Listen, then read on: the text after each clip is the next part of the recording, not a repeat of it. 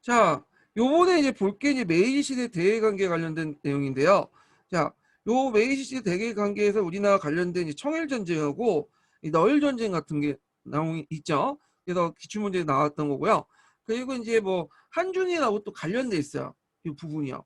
그래서 이제 동아시아 교과서 공부하실 때 이 부분을 좀 집중적으로 공부를 해주시는 것도 좋을 것 같아. 최근에 한중일과 관련된 그 내용이 동아시아 주제에서 찾아 나오거든요. 자, 그러면 내용을 이제 보면요.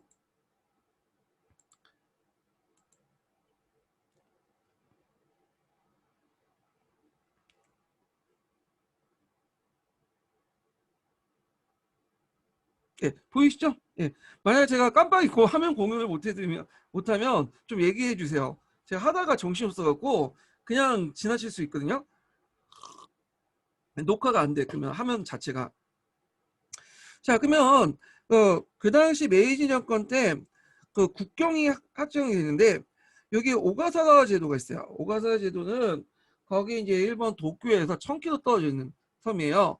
원래 여기 무인도였는데 요 섬을 뭐냐면 자기 땅에서 유기기차가 죠. 그래서 이제 확정받고 그래서 이제 그 남쪽 최경계선이 돼요. 일본에요. 그 다음에 이제 가라우토하고 지시마를 교환을 했는데 가라우토는 어디냐면 오늘날 이제 사할린 얘기예요. 사할린. 지시마는 이것도 왜 안 되나 이것도 갑자기 또 안 되네요. 펜이 안 돼. 아 되네요. 가라우토는 사할린. 아 이거 잠깐만 이게 불안전한데 만료할게요. 예, 이게 좀 펜이 지금 안 되네요. 자, 가라우토는 지금 사할린 섬을 얘기하고 지시마는 쿠린 열도를 얘기해요. 쿠린 열도. 예, 이제 되네요. 그래서 사할린 섬은 이건 러시아 같기도 하고 쿠린 열도는 일본이 갖기도 했어요. 자, 근데 이제 너일 전쟁 때 이 러시아 가지고 있는 사할린섬 남쪽 지역을 일본이 이제 갖는 걸로 다시 하죠. 그다가 2차 세계대전 때 다시 이 섬을 러시아 갖고 쿠닌 열도도 원래 일본 거였는데 러시아 쪽으로 넘어가죠. 예. 그래서 최근에 북방의 4개 섬 때문에 러시아 일본 간의 영토 갈등이 일어났잖아요. 그런 이제 배경이 되는데 우리 문제가 아니니까 이제 넘어갈게요. 그다음 오키나와현인데 원래 오키나와현은 누쿠현이었죠. 자, 누쿠현인데 이제 형식상 남아있다가 이제 이 오키나와가 되죠. 누쿠 왕국이었죠. 예, 그래서 오키나와 현으로 바뀌게 되죠. 그래서 요걸 이제 뭐라고 하냐면 누쿠 처분이라고 해요. 누쿠 처분이라는데 이것도 명칭 좀 외워두세요. 여기 교과서에 있더라고요. 이 누쿠 처분. 그래서 누쿠 왕국을 폐하고 오키나와 현으로 이렇게 편입을 시키는 그런 과정을 겪었다. 예. 그 다음에 일본의 한국 침략을 보면 여기 뭐 청일 전쟁하고 그 너일 전쟁이 있는데 요거는 이제 한국사나 중국사 관련되니까 이제 넘어갈게요. 예. 다만 이제 여러분들 이제 공부할 때 시모노세키 조약 요번에 이제 너일 전쟁에 나와가지고 포츠모스 조약 있죠. 요 두 조약 내용은 좀 기억을 해두셔야 돼요. 그요. 그래서 이제 요 조약을 통해서 이제 맺었다는 거. 예.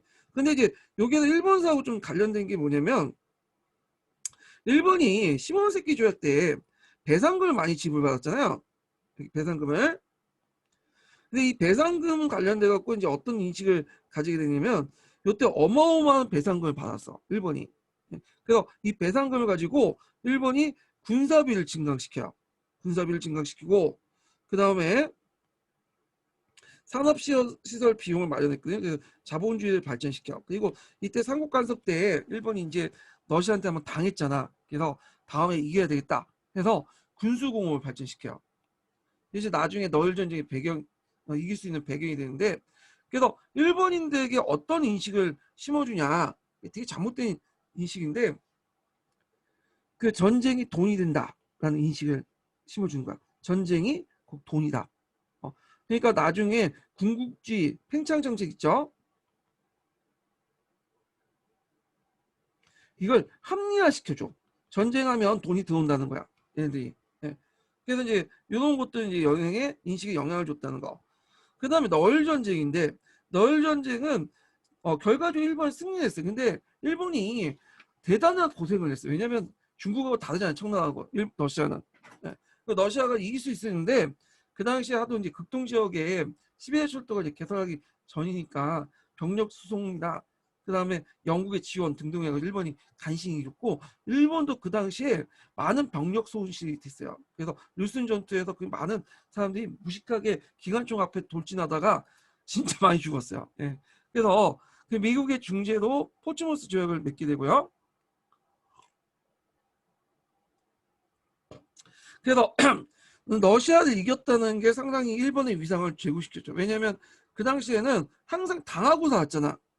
예. 그래서 동양이 항상 당하는데 동양 국가 최초로 이긴 거야. 일본을. 아니 그 러시아를. 그리고 한반도 지배권을 일본에게 넘어갔다.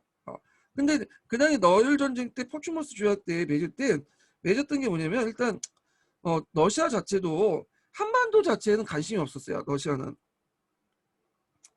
러시아는 한반도 자체에는 관심이 없었고 어디에 관심이 있었냐면 얘는 만주에 관심이 있었어요. 만주. 그래서 적당한 선에서 만주의 지배권 정도는 확보하려고 했던 거죠. 그래서 일부 지역을 떼주고 만주의 이제 그 북만주나 뭐 여기 중심 지역은 좀 확보하려고 했던 거고 그리고 또 이제 미국의 또 중재도 있고 그런 것도 했죠. 근데 싸움이 청일전쟁처럼 동등한 가운데서 아니 싸움이 완전히 일본이 우세한 가운데서 이겼던 게 아니라 서로 그냥 싸우다가 나중에 일본이 약간 우위한 상태에서 맺어졌기 때문에 일본은 빨리 전쟁이 끝나려고 했거든요. 더 지속됐다가 재정 낭비가 심하고 질 수도 있기 때문에 그러다 보니까 배상금은 받지도 않게 됐어요. 그래서 시모노세키 조약과 달리 포츠모스 조약은 배상금 내용이 없어요. 배상금 내용이. 예. 그래갖고 요 배상금 없고 했기 때문에 나중에 이것 때문에 일본에서 반발이 일어나. 우리가 그만큼 피를 바쳤는데 피를 흘렸는데 왜 배상금이 없냐. 그래갖고 예전에 청일전쟁 때 받았잖아요. 그러니까 막 들고 일어난 거야. 그래갖고 이제 폭동까지 일어나요. 예. 그냥 웃기는데 하여튼 폭동까지 일으켜갖고 이제 있다. 또 요번에 포츠모스 조약과 관련돼서 나왔던 게 뭐냐면 그 당시 이제 남만주 철도 있죠. 이 남만주 철도 장충 이남 지역에 철도인데 원래 이게 러시아에서 이제 가지고 있었는데 요걸 양도했죠. 그리고 강산 개발권 있죠. 강산 개발 채굴권을 또 양도했어요. 이게 요번에 시험 문제 나왔죠. 아이고. 예전보다 글 쓰는 건 편한데 제가 하도 악비다 보니까 여기에도 좋게 써도 필기가 좋아도 잘 안 써지네요. 예. 자, 그래서 이제 이 포츠모스 조약을 안에 중국 측으로 양해를 받는다 그 내용이 있거든요. 그래갖고 그 양해를 받은 게 무슨 조약이냐면 그 북경 조약이에요. 그래서 포츠모스 조약은 러시아와 일본 간에 맺어진 조약인데 이 북경 조약은 중국하고 일본 간에 맺어진 거예요. 왜냐면 이런 것들을 중국 쪽으로 양해를 받기 위해서 맺어진 거죠. 예. 그래서 이 북경 조약 또는 선우 조약이라고 하죠. 이게 이제 어디에 있냐면 근현대사 교과서에 있죠. 그래서 제가 나중에 기출문제 분석 올릴 텐데 참조해 주시고 선우 조약이 없는 줄 알았더니 동아시아 교과서 있더라고요. 그 동아시아 교과서 그 내종이잖아요. 근데 그 중에 천재인가 비상인가? 거기 나와 있어. 그 내용이. 자, 기출문제 분석할 때 그거 좀 언급해 드릴게요.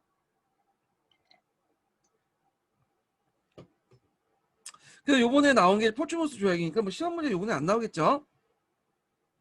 그리고 뭐 가스타 템프트 미양이니 뭐 제2차 영일 동맹이니 그런 것들은 이제 뭐냐면 우리나라와 관련돼 있으니까 이건 넘어가고 예.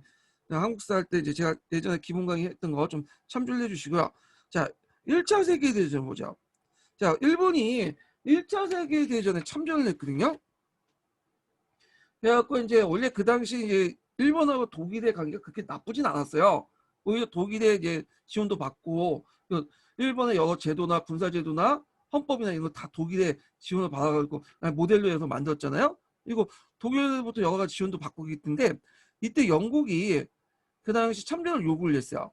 참전을 요구했기 때문에 당시 일본이 독일 땅을 좀 먹으려고 독일이 가지고 있는 중국의 상동반도나 그 다음에 독일이 이제 태평양의 여러 섬들을 가지고 있었거든요. 이걸 먹기 위해서 이제 참전을 했던 거지. 영일 동맹을 근거로 해서 했는데 목적은 전후의 중국의 세력권의 확대. 그래서 요거와 관련된 게 중국사에서 21개조 요구문이죠. 그리고 이제 독일이 가지고 있는 그 영향권의 중국과 남태평양 지역, 그러니까 상동성 일대 이런 것들인데 이때 독일은 제가 중국사 시간 때 좀 얘기를 했지만 그 상동반도에 이권을 가지고 있었죠. 여기가 세력권이 독일 세력권 아니에요? 여기서 이제 조차지도 많이 갖고 있고 우리가 알고 있는 청도 있죠. 청도 맨쪽, 칭다오 맨쪽. 이 청도도 교주만 일대 만드는 독일식 그 계획 도시예요. 예. 그래서 독일식 어떤 그 건물도 많고, 예, 그리고 독일 맥주 공장도 많고 그래요. 하여튼 자, 그래서 이제 1차 세계대전이 반발했고, 그래서 이제 오쿠마 내각이 독일 선전하고 아까 이제 21개 조약을 중국에 했고 결과는 독일이 이권을 차지해서 남양제도나 상동반도 이권을 차지했는데 이 상동반도 이권 관련된 게 22개 조 요구문이죠. 그렇지만 이거는 이제 나중에 워싱턴 회의 때 묵살당하고 이제 해체돼 나가고 그리고 그 당시 시베리아 출병을 하죠.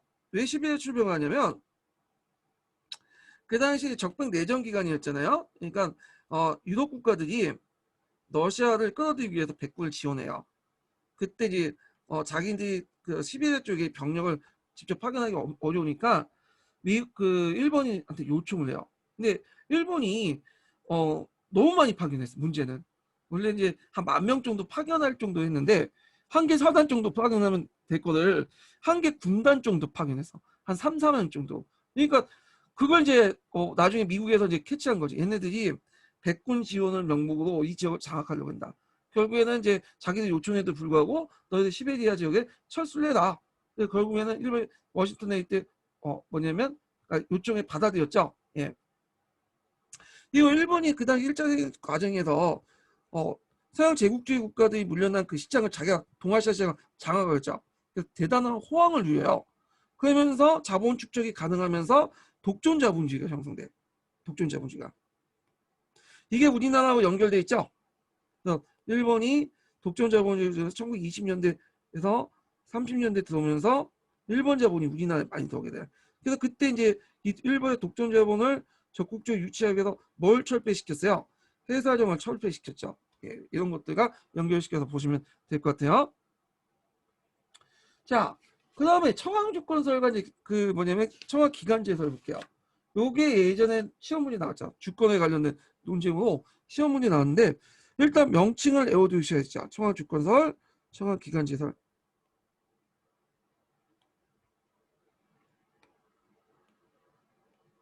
요거는 뭐와 관련된 건다? 주권과 관련된 거예요. 주권. 주권과 관련된 논쟁이다. 아까쯤에 이제 뭐 때문에 일어났다? 메이지 헌법의 양명성 때문에 일어났다고 했죠. 그래서 항대 정제 권력을 정당성하면서 청와의 또 헌법기관 그 역할이 있죠. 만세 불기의 1번도다. 이렇게 얘기하면서 청와는 법에 의해서 그 권력을 행사할 수 있다. 이런 내용이 있잖아요. 그래서 이제 청왕 주권설과 청왕 기간제설 이렇게 이제 내용인데 처음에는 청왕 기간제설이 우위였어요. 내용도 외워두셔야죠. 예. 그래서 독일의 국가 법인서에 따라서 청왕도 그 일종의 뭐다? 청왕도 국가 범위이다. 이렇게 보는 거죠. 자연이 아니라 국가의 하나의 기관이다. 그래서 최종적인 주권의 소재는 탈인격은 국가법인, 그 청왕은 국가법인의 한 부분이다. 그래서 인격화된 그 청왕이 갖고 있는 거 아니라 국가라는 곳에 갖고 있고 법인을 갖고 있고 청왕도 그 예속하에 있는 하나의 국가부인 그 법인의 어떤 부속품이다. 이렇게 주장을 해. 예. 그래서 이 청왕 기간제에서는 1920년대 다이쇼 데모크라시 때 널리 확산이 돼요.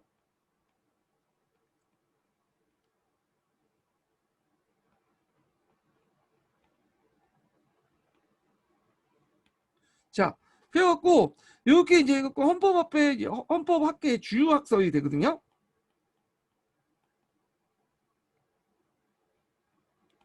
자, 주요 학설이 되는데, 에이. 자, 그러니까 이게 반발해갖고 청왕 주권설을 이제 주장하는 사람들이 등장해요. 예, 이게 이제 1910년대에 논쟁을 했는데 이게 원래 소수설이었어요. 이 소수설인데 청왕 주권설은 뭐냐면 말 그대로 모든 주권은 누구한테 있다? 청왕에 있다. 그래서 청왕의 말에 절대로 복종해야 된다. 이렇게 주장을 하죠. 자, 그래갖고 둘이 싸우다가 30년대 들어가면서 군국주의가 확산되면서 뭘로 결론이 되냐? 청왕 주권설로 결론이 됐죠. 그리고 나서 그 당시 뭘 공부하냐면 국채 명칭을 공부해요. 국채 명칭을. 이것도 외워두셔야죠. 국채를 명확히 한다. 그 말은 뭐냐면 청왕이 통치권의 주체라는 것을 뭐냐면 명확히 하는 거죠. 예. 그래서 대공황후 대정민주주의가 끝나고 군국주의가 가속화되니까 우익과 군부가 민노배의 그 청왕 기간제에서를 막 비판하면서 반국체적이다 비난하면서 오카타 내각을 이제 압력을 줘요. 그래서 한 것이 국제 명칭이야. 그래서 각종 법령이나 명령에 요 내용이 들어가 있어요. 그래서 청왕이 주권을 가지고 있다. 예, 요거 꼭 기억을 해두세요. 청왕의 통치권을 주체하는 걸 명확히 했다. 국제 명칭이라는 단어 할게요. 이게 예전에 한번 시험문이 나왔고요. 메이지 헌법과 해석과 관련된 내용이니까 메이지 헌법과 연결시켜서 같이 봐주세요.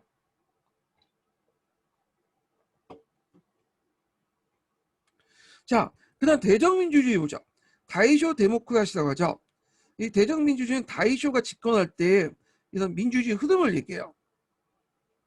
그래서 이제 내용을 보면 그 당시 구미 여러 나라가 아시아 시장에서 후퇴했죠. 1차 세계전 과정에서. 그래서 일본의 상품의 수출이나 군수 경기를 타고 해운업 중공업이 발달됐어. 그러면 호황을 누리게 되죠. 일본이 급속하게 산업화돼요. 그렇지만 또 한편으로 너무 급속하게 산업화되다 보니까 농촌에 이달쌀이 없는 거야. 그러니까 이제 어떻게 쌀 생산 감소로 하죠. 쌀 폭등이 일어나고 심지어는 내각이 갈려요. 이것 때문에 정치적 책임을 지고. 그리고 우리나라에 무슨 증식계획과 연결돼서 또 봐야 되죠. 산미 증식계획과 연결되죠. 산미 증식계획.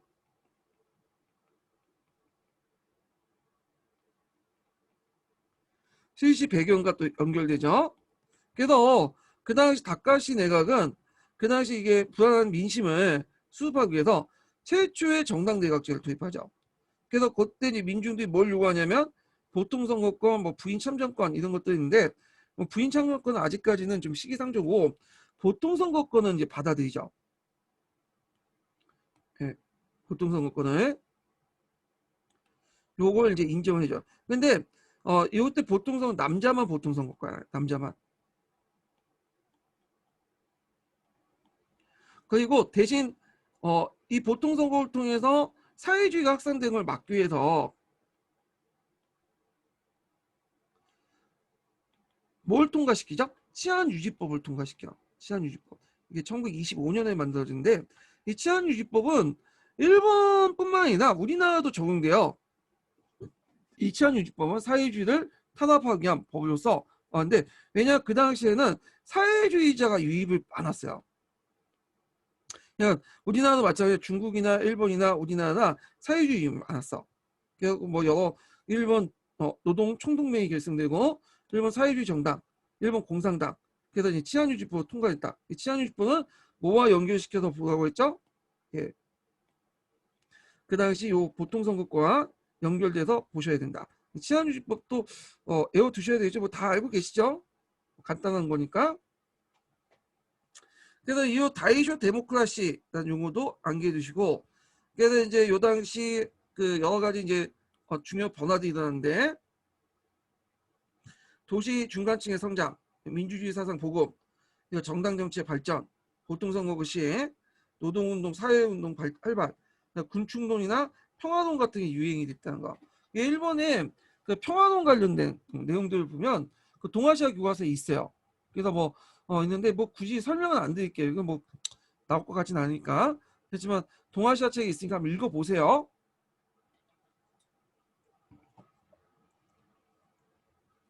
근데 이제 1930년대 들어오면서 분위기가 바뀌어지죠. 1929년에 대공황이 일어나잖아요.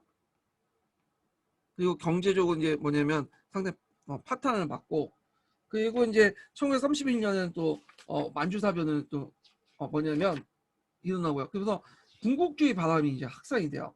그러면서 일본의 군부가 목소리가 커지게 되는데, 그래갖고 이제 심지어는 쿠데타가 발생하죠.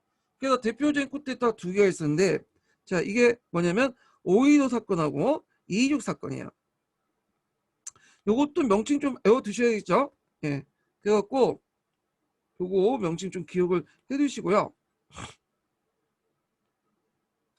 그래서 5.15 사건은 뭐 좀 비중이 떨어지지만 해군 장교, 청년 장교들이 수상 간절 등을 습격해서 그 당시 이누카의 수유시 수상을 암살을 해요. 예. 그리고 5.15와 더 큰 사건이 일어났는데, 이게 이제 뭐냐면 2.26 사건이야. 2.26 사건. 자, 2.26 사건은 왜 일어났냐? 일단 배경을 보면 그 일본 국내에서 이제 그 당시 통제파와 항공파의 대결이 있었어요. 일단 명칭 통제파와 항공파 내용을 기억을 해두셔야겠죠. 이거 물어볼 수 있어. 하도 유명하기 때문에. 그래서 일본 육군에서 그런 대립이 있었어. 일본 육군 내의 대립이에요. 일본 육군에서 이제 통제파 항공파 있었는데, 얘들은 기본적인 방향은 군국주의예요. 자, 근데 좀 약간 방법이나 방향이나 속도가 좀 달라. 그러니까 방법이 좀 다르지. 방향은 똑같은데, 통제파는 전쟁을 수행하려면 일단 무기만 강하면 안 되죠. 뭐도 있어야 돼. 예, 국가 총력적 체제에서는 경제도 감안해야 되겠죠. 보급도 감안해야 되고 병참도 감안해서 이걸 어느 정도 완비한 다음에 정신적인 것도 강조되지만 육체적인 물질적인 것들도 강조해요. 얘네들은 전쟁을 승리하기 위해서 좀 현실주의자다. 자, 그러면서 그 군국주의를 강조하는, 정신만 강조하는 통제파를 비판하죠. 그래서 나름대로 항도파보다는 좀 약간 뭐냐면 과학적 근거를 가지고 얘기를 해요. 그래서 정신도 중요하지만 어떤 물질, 경제적 측면도 강조되는 거죠. 자, 근데 이 항도파는 주로 좀 소장파 장교들을 기반을 해서 했고, 얘네들은 지금 청왕의 친정을 주장해요. 그럼 그 당시에 친정은 안 했냐? 그 당시에는 말이 친정이었지 실제로는 번벌 정치가들 중심으로 정치가 이루어지죠. 그러니까 이제 마음에 안 들었던 거야, 이게. 그래서 청왕을 내서 청왕의 어떤 중심의 야마토 정신? 정신적인 걸 되게 강조해. 그래서 이제 항도파가 좀 약간 소수파고요. 얘네들이 이제 다수파야. 그래서 얘네들 중심으로 해갖고 일어났던 것이 2.26 사건이야. 거기에다 또 2.26 사건이나 5.15 사건들이 또 일어났던 또 배경이, 공통된 배경이 그 앞에 이 워싱턴 회의라든지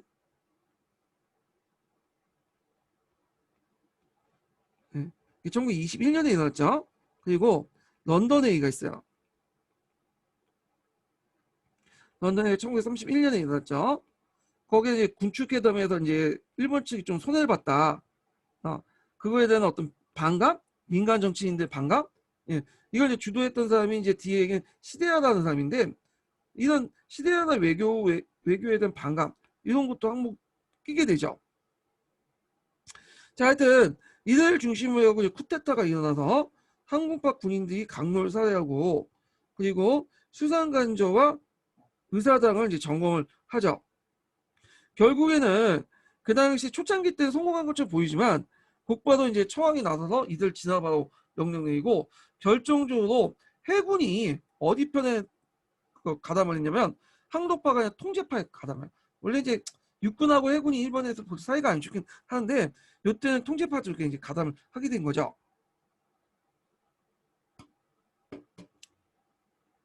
그래서 이제 수상간저와 의사당을 점검했지만 실패했다.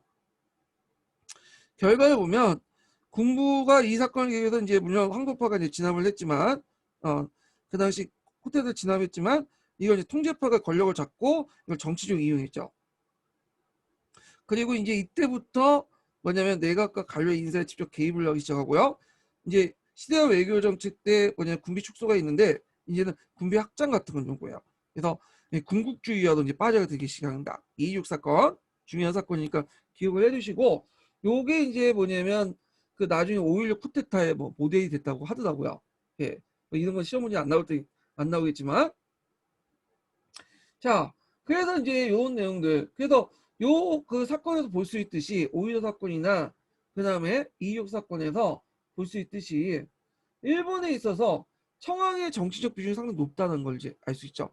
아까 항독파가 청왕을 내세워서 청왕 중심의 어떤 정치를 요구하면서 쿠데타를 일으켰고, 물론 통제파도 이제 청왕 안 내세웠던 거 아니에요. 나중에 침략 정치할 때 청왕을 내세웠죠. 다만 항독파처럼 무조건 내세운 게 아니라 여러 가지 조건을 보고 내세웠던 거고, 그리고 청왕이 쿠데타를 일어나니까 그 뭐 이번 육군이 일으키는 불상사는 심히 유감스럽다.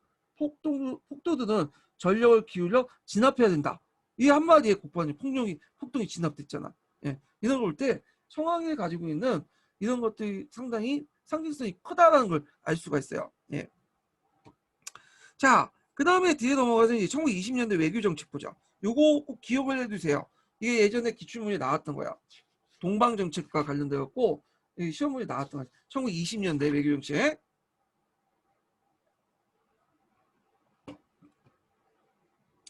자, 1920년대 외교 정책 전반적으로 시데하라가 주도했다고 보시면 돼요. 이 시데하라, 시데하라 협조 외교인데 이 사람 이름 외워둬야겠죠? 예, 되게 중요해. 그래서 이 사람은 뭐냐 수상도 했고요. 그다음 외상도 했어요.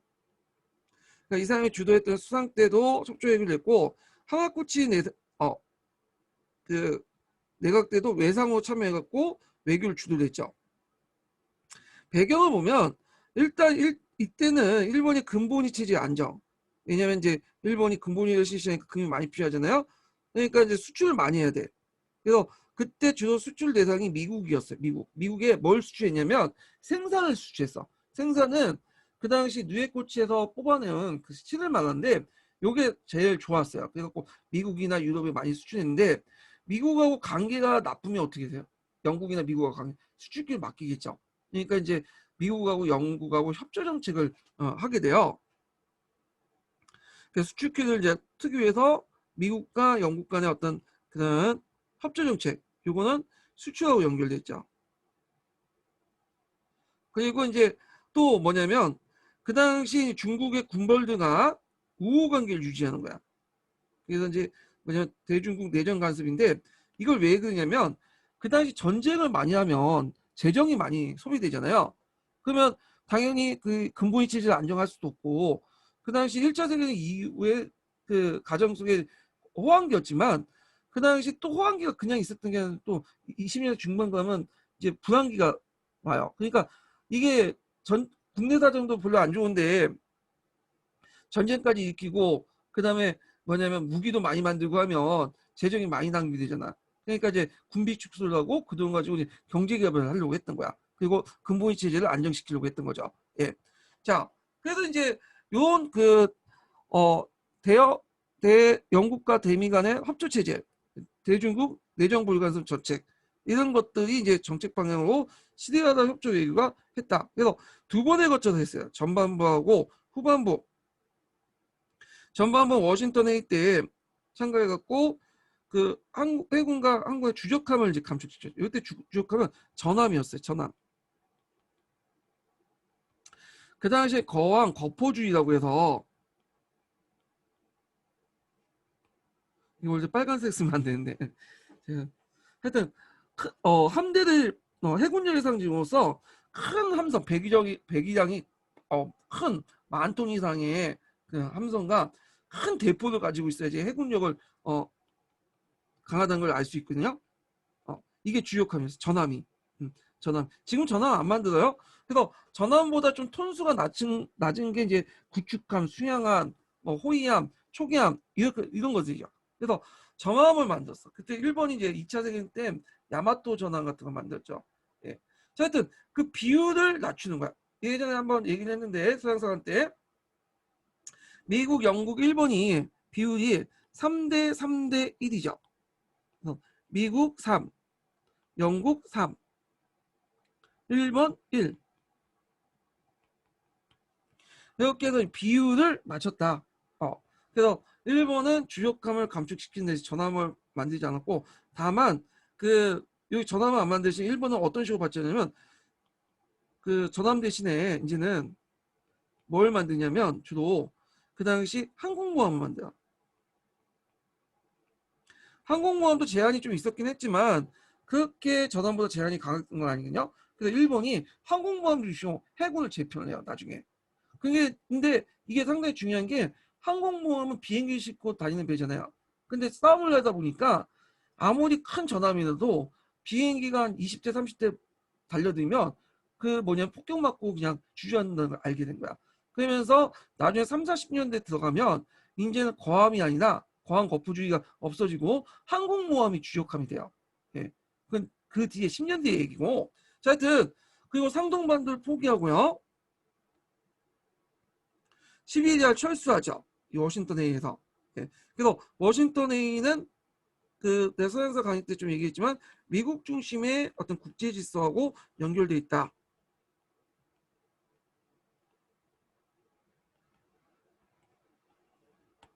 자, 후반부에 보죠. 후반부. 요 전반부와 후반부 중간에 다나카 기이치 내각이 등장하는데 그래서 잠시 시대하다 협조가 중단이 돼요. 근데 이거는 나중에 좀 얘기를 하고요. 일단은 이제 후반부에는 이제 그 하마구치 내각에 이제 참여를 해갖고 시대하다가 런던 회의 결과를 수용하고 이때 보조함이죠. 보조함은 전함보다 좀 낮은 데야. 그래갖고 이제 여기 수량함이나 구축함이나 톤수가 좀 낮은 거죠. 자, 그리고 중국의 간세 자주권을 인정해줬다. 예, 이렇게 좀 기억을 해두고 요 관련돼 가지고 예전에 기출문제 언급이 됐어요. 이것도 좀 중국사 관련돼 갖고 기억을 해두시고 예전에 시험 문제 나왔던 게 다나카 기치야. 이거 외워두셔야죠. 이상. 그래서 요때 시대화 외교가 잠시 중단됐어요. 그리고 이 사람이 팽창 정책을 이제 추구하거든요.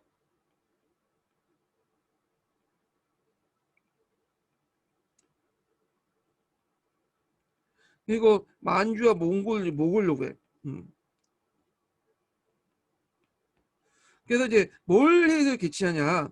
자, 관련자들 다 모아가 동방회의를 개최해요. 요것도 외워두셔야죠. 예전에 기출가 언급돼 갖고 있으니까 암기해 두시고요. 자, 동방회의의 주 내용은 뭐냐면 망몽 지역, 만주와 몽골 지역을 중국 본토에서 분리시키고요. 요 망몽 지역의 권익을 수행하는 거야. 요때 권익은 누구의 권익이에요? 당연히 일본의 권익이죠.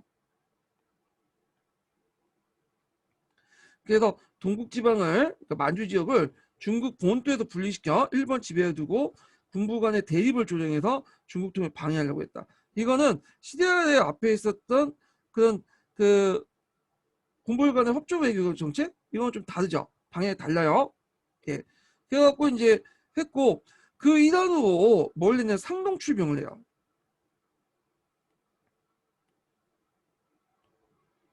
그래서 3번에 걸쳐서 상동에 이제 뭐냐면 자기 이해가 이권이 있으니까 그 당시 왜 상동 출병하면 그 당시에 북벌을 하거든요. 국민당원이.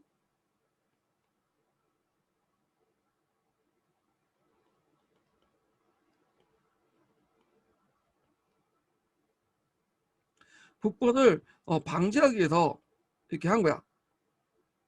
그래서 일본 애들이 항상 요구하는 게 자국민 출연 보호죠.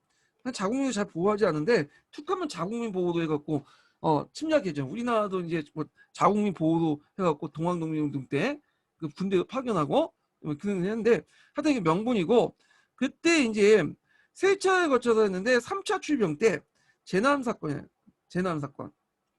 어떤 책은 2차라고 돼 있더라고. 하여튼 2차나 3차 출근 때 재난 사건이 났다. 이 재난 사건도 명칭 좀 정확히 외워두셔야죠. 이 명칭을. 예. 그래서 재난 사건, 또 일본에서 이제 중국에서는 진암 사건이라고 해요. 진암이라고 하나? 진암 사건. 진암 사건이라는데 아마 이게 중국식 중국어 발음을 그런 것 같아요. 재난 사건이나 진암 사건이 똑같아요. 예. 그래서 이제 요거 유명하죠. 근데 국민당군이 피해서 그냥 도와왔죠. 그 재난을 지나갔고 일단 북벌이 그 우선이니까 도와서 실제 이제 북벌 성공해서 장자림을 이제 북경에서 쫓겨냈죠. 북경에서. 그래서 장자림이 이제 그 만주 도가죠. 그래서 자기 이제 근거지 도갈 때 성향이라는 지역에서 그 근거에 올 때 그 성향에서 그 폭파 사건이 일어나죠. 장자림 폭파 사건이야. 이걸 이제 뭐라고 하냐면 일본에서는 강동 모중대 사건이라고 해요. 일본에서 얘기는 장자의 폭사 사건인데 일본에서는 강동 모중대 사건. 이 명칭도 좀 기억을 해두세요. 그래서 이거는 다나카 게이지 내각이 주도했던 건 아니고요. 장자의 폭사 사건은 그 당시 강동군들이 주도했어요. 이 강동군들은 뭐 하는 군대냐면 남만주 철도 있죠. 그 포츠모스 조약 때 얻은 남만주 철도를 보호하기에도 주둔했던 현지 군인들이에요. 일본 군인들이죠. 간동은 지금은 요동을 예전에 러시아 사람들이 간동 그랬거든요. 그래서 요동에 주둔한 군대라는 뜻이야. 얘네들이. 예. 얘네들이 독자적으로 익혔어요. 이거 나중에 다나카 내각이 알게 된 거야. 그러니까 이제 개판이죠. 군부가 그냥 그 한계 일개 그 간동군이 중앙정부 무시하고 그냥 일으켜버린 거야. 전쟁을 하기 위해서. 왜냐 강동 모중대 사건을 왜 일으켰냐. 일단 강동을 일으킬 때는 장자림이 오면 당연히 누구도 따라오겠어. 국민당군도 같이 오죠. 그러니까 아예 이제 장자림을 못 오고 국민당을 막기 위해서 그렇게 이제 했는데 그게 상당히 짧은 시간이죠. 왜냐면 그 장자림의 아들이 누구냐면 장하량이라는 사람이에요.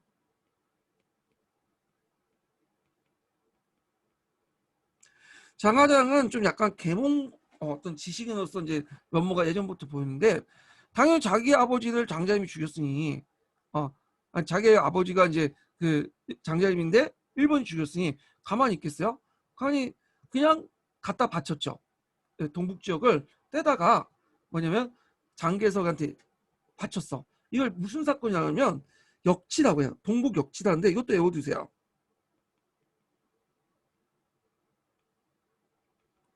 여기 제가 이제 그 상권을 읽었는데 거기 근현대사 거기에 동북 역치 사건이 나오더라고. 그래서 역치 또는 동북 역치 사건이라고 하죠. 예, 유명한 사건이야. 중국사에서는. 예. 역치라는 건 깃발을 바꿨다는 뜻이야. 깃발을 바꿨다는. 그래서 예전에 장자림의 그 만주 군벌기를 청청백일기로 바꿔버렸어요. 그래서 그걸 통해서 그 당시 국민당이 정통 정부라는 걸 인정을 했죠. 그래서 간도 그 당시 만주 지역을 그냥 먹었던 사건, 먹었죠. 이렇게 해서 국민당이 먹고, 자 하여튼 강동 모중대 사건과 상동출병, 동방이 나올 수 있는 부분이니까 꼭 기억을 해두시고요. 자, 그래도 이제 있고 그 다음에 이제 다시 후반부에 들어서 시대하다가 또 권력을 장악하죠. 그러니까 이제 군부 내에서 뭐라고 이제 비난하냐면 시대하다를 영약 외교, 약합 빼지는 외교다, 불복 외교다. 그리고 통수권 간번 문제가 일어나요. 예, 통수권 독자론을 얘기하는데 이걸 좀 설명을 할 필요가 있어요. 통수권 간번 문제가 뭐냐? 자, 요거 이제 하기 전에 잠깐 이 명칭도 정확히 좀 외워두세요. 제가 까먹을 수 있으니까 서포트 인증번호를 좀 알려드릴게요. 예. 그래서 서포트 인증번호가 85번이야. 85번. 적으셨죠? 세 번째 서포트 인증번호예요. 85번. 자, 그럼 통수권 간번 문제 볼게요. 요걸 이제 설명하면 좀 약간 칠판입시오. 그래서 여기 보니까 제가 지금 굿노트에서 지금 하고 있거든요. 굿노트에 보니까 요런 기능도 있대. 화면을 옮기지 않고 프로그램을 옮기지 않고 이게 도중에 이제 첨가하는 기능이 있어요. 그래갖고 요놈의 첨가 기능이 있어서 백지를 이용해갖고 이렇게 쫙 화면을 돌려서 여기에다 좀 할게요. 자, 여기에 보면 이제 통수권 간번 문제가 뭐냐? 통수권 간번 문제.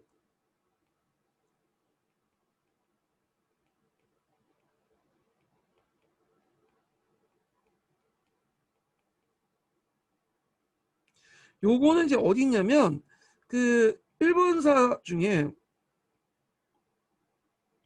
뭐다 대한제국 대한교과서인가요? 예. 대한교과서 일본사가 있어요. 요게 있는 내용이야. 제 생각에 한번 나올 것 같긴 해요. 어렵게 나오면. 예.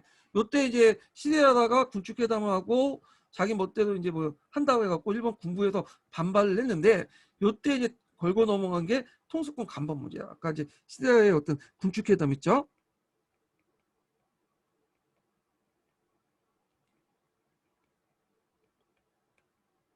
그럼 통수권 간범이 뭐냐? 이게 침범했다는 간범은 침범했다는 거야.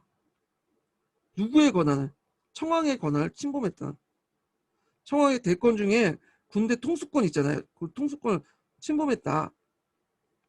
자, 이걸 좀 알려면 어떤 식으로 이제 좀 알아야 되냐면 일단 청왕의 이제 그 군부 지휘권을 좀 알아야 돼요.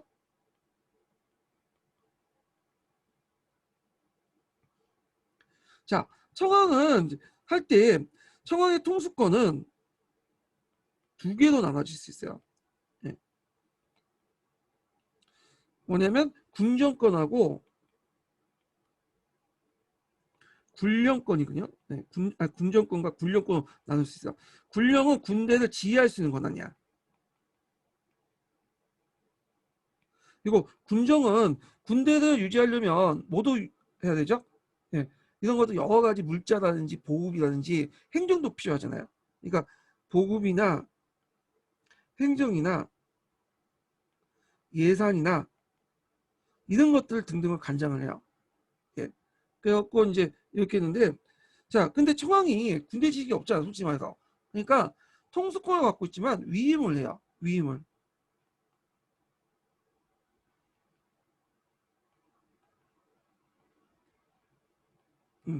그래서 형식상 청왕이 이제 군령권 행사를 하고 그 위에서 이게 실제 청왕 예, 군령하고 실제로 이거는 지휘관들 육군의 육해군 장군들이 하고요. 군정은 이제 뭐 하냐면 그 얘네들 이제 그 군정을 누가 담당하냐면 그 일반 관료들이에요. 그러니까 일반 관료들 입장에 자기가 군정권을 갖고 있으니까 이 예산과 관련된 문제잖아요. 여기 군축회담은.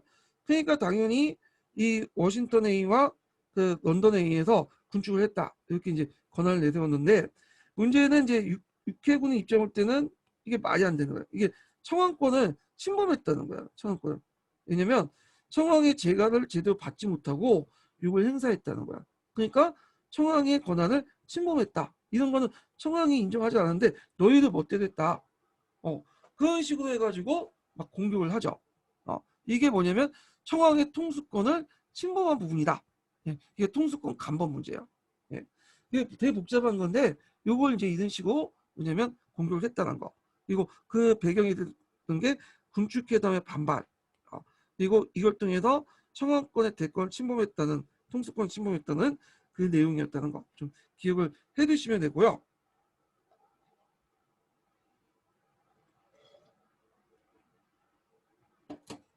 근데 이거는 좀 문제가 있는 게 뭐냐면 그 당시 갈래적으로 볼 때 군령권 행사는 그 육해군 장군들이 자기가 지휘권을 행사했지만 위임 정도 달라요. 그냥 보고를 해야 돼요.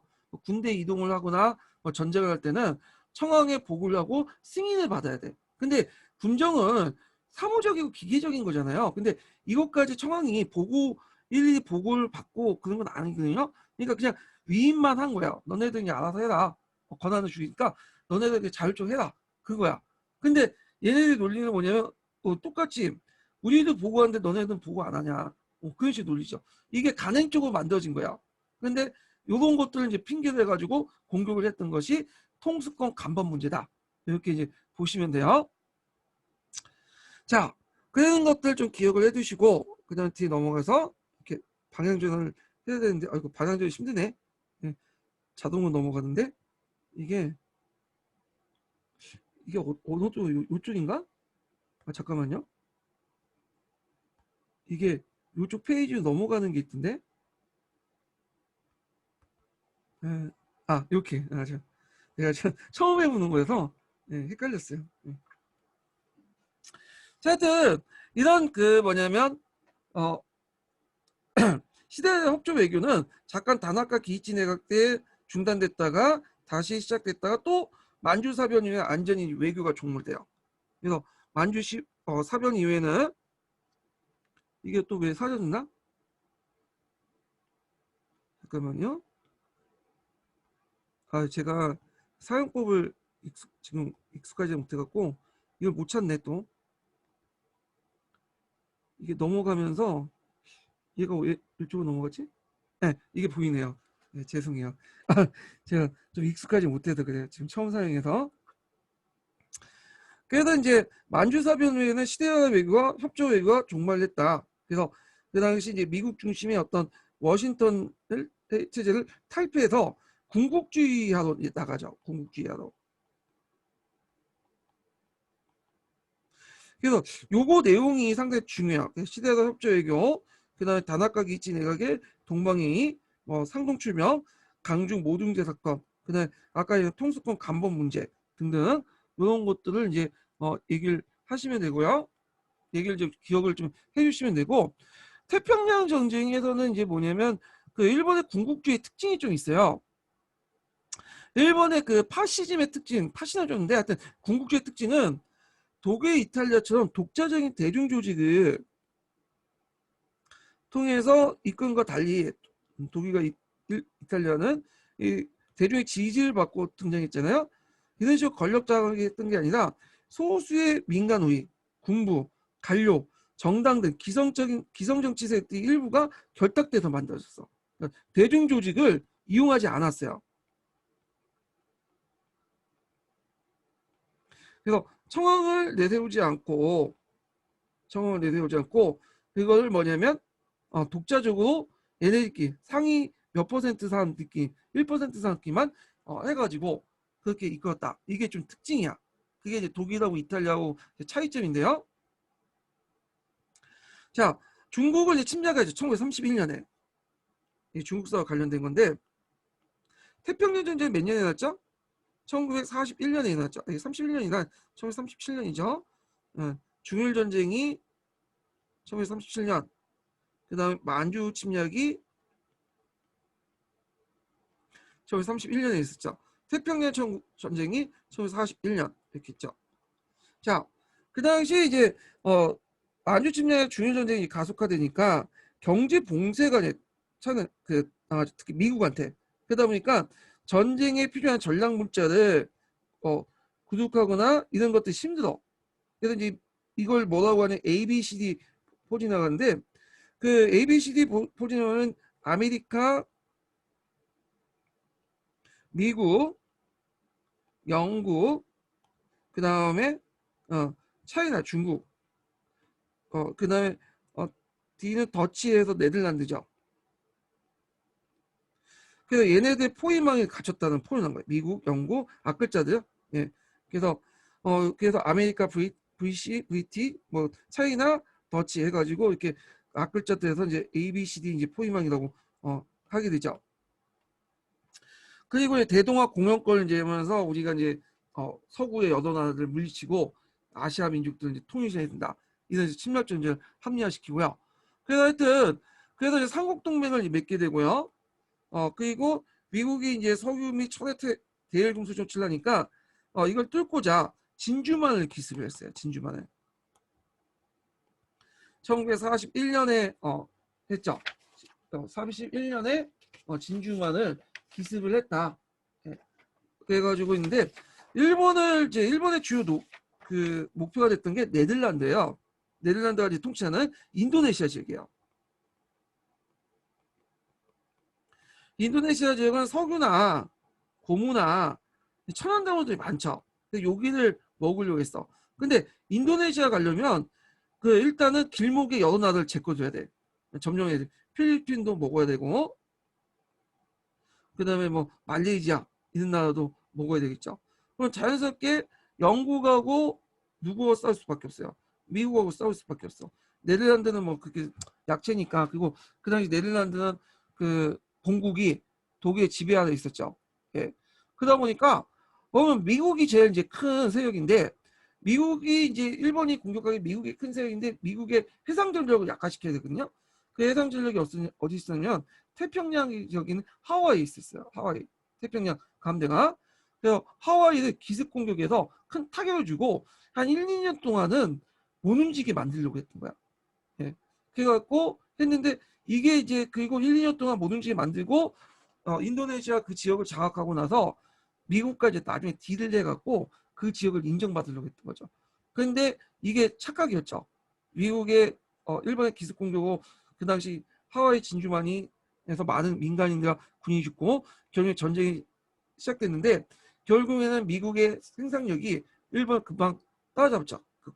일본의 군함들을 해군력을 따라잡아서 결국에는 이제 태평양에서 패하게 되는데, 구체적인 내용까지 들어가면 한도 끝도 없어요. 그래서 미드웨이 해전 계기도 열세에 빠지기 시작했다. 이것만 좀 알아두시고, 그 다음에 뭐 나머지는 이제 있고 자세한 내용을 건너뛸게요. 시도시마에 나가사키 때 원자탄을 맞고 항복했다. 뭐 이런 내용이죠.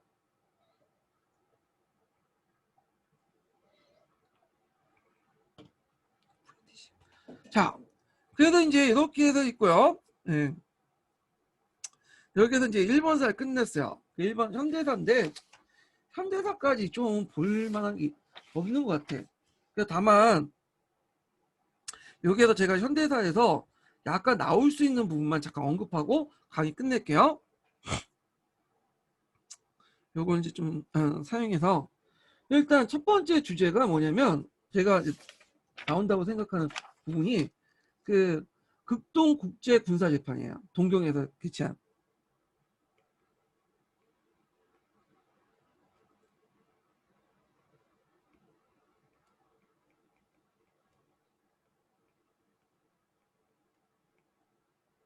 요거는 뭐하고 대비할 수 있냐면 같이 있는 게 누른베르크죠.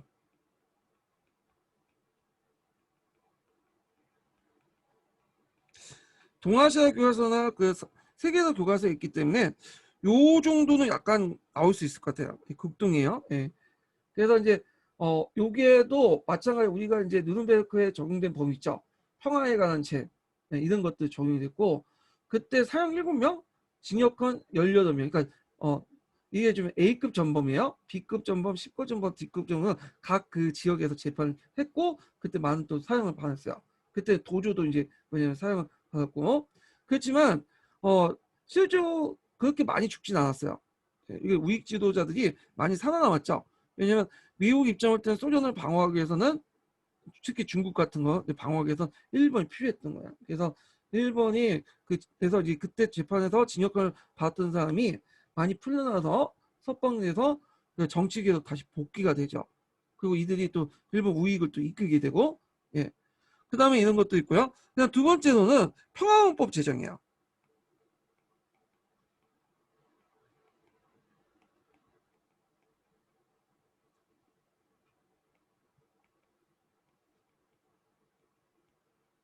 자, 평화헌법은 누가 제정했죠?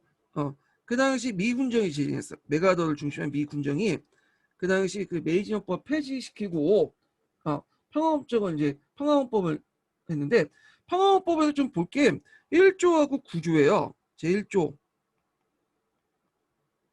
그 다음에 제 9조. 이걸 봐야죠. 제 1조는 청왕을 이제 뭐냐면 실질이 권력을 갖고 있는 사람이 아니라 상진 청왕으로 만들었죠. 상진 청왕제를 실시했다. 그래서 청왕은 일본국의 상징이자 국민통합의 상징으로서 그 지위는 주권을 가진 일본 국민 뜻을 기반하고 있다. 그러니까 그 주권을 가진 게 국민주권주의가 그래서 했지만 그것을 이제 기반했던 합의 아래 청왕제를 상징 청왕제를 유지한다. 그래서 예전엔 청왕은 살아있는 신, 현인신, 이렇게 있죠. 여기서 벗어나서 이제 인간이 된 거야. 이게 이제 그 유명한 인간 선언이죠. 그래서 이제 미군정이 청왕리를 폐지하지 않았던 이유가 뭐냐면 청왕이 가지고 있는 막강한 힘 때문에 그래요. 왜냐면 미국은 적응 병력을 가지고 그 뭐냐면 일본을 통치하려면 청왕이라는 존재가 필요했던 거예요. 청왕제를 유지하면서 이 청왕의 권위를 통해서 통치하는 게 낫다고 생각하는 거야. 그래서 시로히토 청왕이 뭐냐 전쟁에 간섭을 했다고 해도 그냥 묵인하고 넘어 가버린 거죠. 예. 그래서 통치 비용을 상당히 많이 줄일 수 있었어. 그리고 효율적으로 통치할 수 있었고 또 일본에 대한 특징이 뭐예요? 강한 자에는 한없이 강하잖아. 그러니까 그렇게 이제 악바위처럼 미국하고 싸웠는데 막상 통치해 보니까 그 일본 애들이 또 명령 하나에 청원 명령 하나에 미국한테 딱 머리 숙이는 거야. 그러니까 청왕이라는 존재가 다 필요했던 거죠.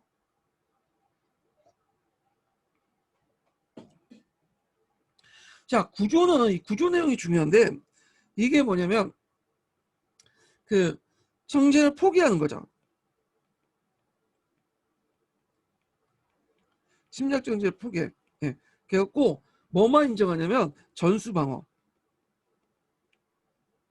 그래서 자기들이 쳐들면 적이 쳐들면 그것만 방어하는 거야. 그러니까 뭐 동맹군이나 군사 동맹을 맺거나 이게서 같이 출정하거나 침략 전제를 하는 것을 방지 뭐냐면 그 못하게 돼 있어요. 그래서 군대를 갖지 못하도록 하죠. 다만 경찰 조직만 가지고 있어요. 그러면 그 자위대는 뭐냐? 자위도 군대 아니냐? 얘네들은 형식상 군대는 아니에요. 얘네들은 경찰 조직 안에 있는 속해 있기 때문에 경찰이에요. 근데 실제 군대 역할을 하는 거죠. 예. 그래서 이제 하여튼 이 평화헌법이고 아베가 이 평화법 중에 구조를 이렇게 깨려고 해갖고 자기 말들은 보통 국가를 만들려고 하잖아. 우리도 군사 동맹을 만들어서 같이 출정, 예, 외국 원정도 나갈 수 있고 싸움도 나갈 수 있고 그 다음에 이런 걸 하려고 이제 만든 게 보통 국가에서 제 구조 조항을 깨려고 했던 것들이라는 거. 예. 자, 그 정도 또 나올 수 있고요. 그 다음에 좀 볼 수 있는 게 세 번째 이제 주제는 샌프란시스코 강화회의 볼 수 있거든요.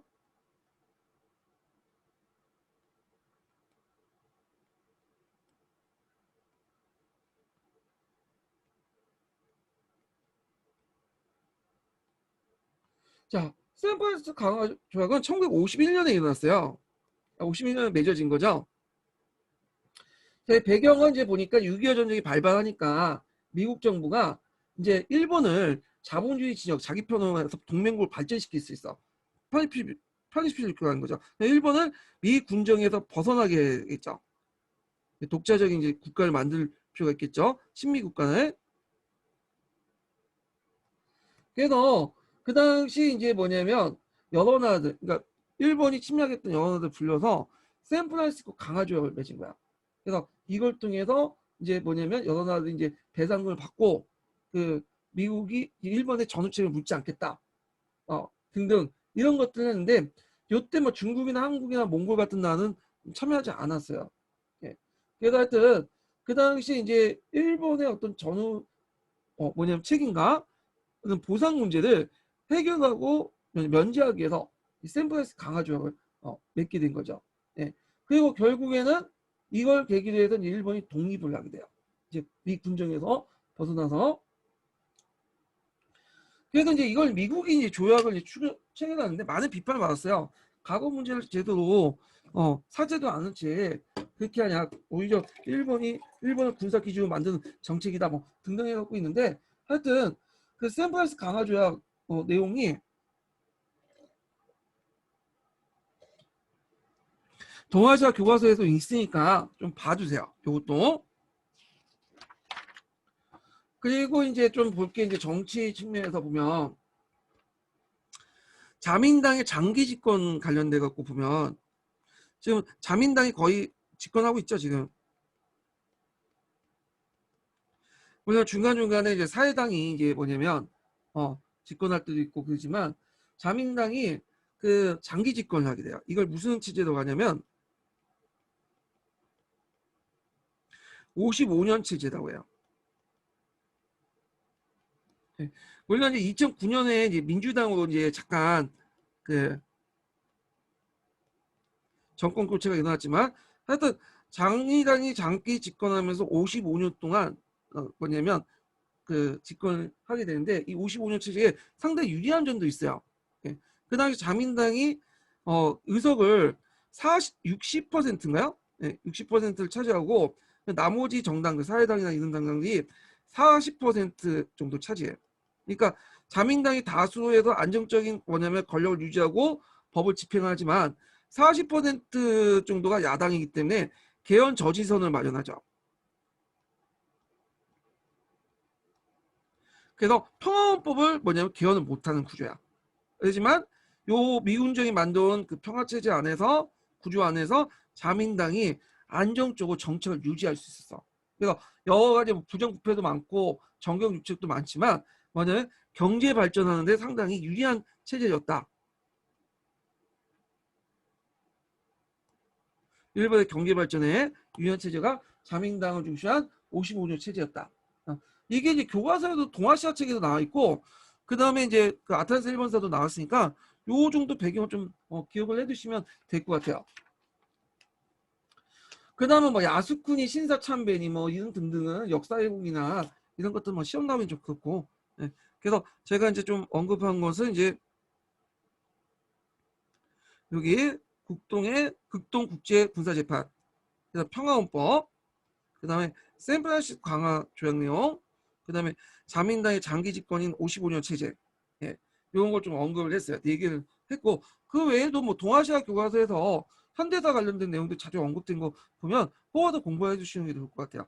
최근에 이제 중국사에서 보면 그 출제의 경향을 보면 동아시아에 있는 내용들을 뽑아서 거기에서 이제 주제 삼아가지고 뭐 한의중이나 그 다음에 삼천리에 있는 근현대 그 내용이나 그다음 기타 논문 자료 등등을 뽑아서 이게 내더라고요. 그래서 주제를 뽑는 거는 좀 동아시아 교과서 읽으면서 그 나올 수 있는 예상 주제를 뽑아서 심화서적을 읽으면서 공부하시는 게 효율적일 수 있을 것 같아요. 자, 그래서 제가 이제 이렇게 해서 1번사 끝났고요. 그럼 다음 시간에 뭐 하냐? 다음에 1번사 기출문제를 할 거예요.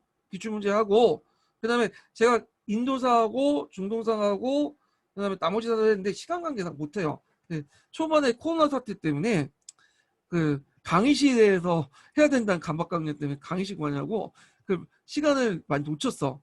그래서 진도도 많이 늦어졌고 그래서 예전 강의 들으시고 요거 이제 1번사 기출문제 끝나고 나서 대신에 이제 그래도 요즘에 잘 안 나오지만 뭐 인도사, 중동사, 다른 기타 등등의 잡사 관련된 기출 문제만 쭉 분석을 해서 풀이를 같이 할 거예요. 예. 그래서 이렇게 할 테니까 그렇게 알아주시면 될 것 같아요. 자, 오늘 수고하셨고요. 다음 시간 내일 뵙겠습니다. 자, 강의 끝났고요.